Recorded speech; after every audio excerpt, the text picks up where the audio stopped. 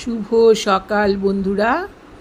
আমরা কিন্তু জটিলেশ্বর মন্দিরে উপস্থিত হয়েছি। এই মন্দিরটি উত্তরবঙ্গের একটি প্রাচীন শৈব তীর্থ, যা কোচবিহারের কাছাকাছি অবস্থিত। এটি জল্পেশ মন্দিরের থেকেও কিন্তু পুরনো মন্দির। ঐতিহাসিক ও ধর্মীয়ভাবে এর যথেষ্ট গুরুত্ব রয়েছে। ময়নাগুড়ি শহর থেকে এটি 8 থেকে 10 কিলোমিটার দূরত্বে অবস্থিত। পাশেই রয়েছে জর্দা নদী।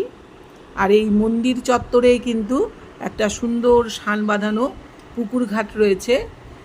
আমার কিন্তু এই জায়গায় গিয়ে ভীষণই ভালো লেগেছিল। চারিদিকে অনেক প্রাচীন গাছগাছরা রয়েছে, ছায়াঘন একটা জায়গা, ভীষণ ভালো লেগেছিল। তবে তোমরাও কিন্তু চাইলে কিন্তু এই জায়গাটা তোমরা ভিজিট করতে পারো। তবে এই জায়গাটি অতটা প্রচারের আলোতে না আসাতে এখনও অনেকেই কিন্তু এই জায়গাটার কথা জানে না। আমরা শিলিগুড়িতে থাকি, কিন্তু বহুদিন পরে, অর্থাৎ 60-62 বছর পরে কিন্তু এটা দেখার আমার সৌভাগ্য হলো।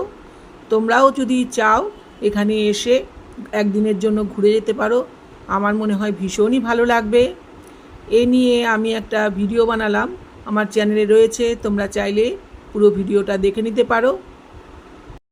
এই মন্দিরটির নিচের অংশটুকুই কিন্তু বিদ্যমান ছিল, আর ওপরের অংশটুকু ভেঙে যাওয়াতে কোচবিহার রাজা এটি আবার পুনর্নির্মাণ করেন।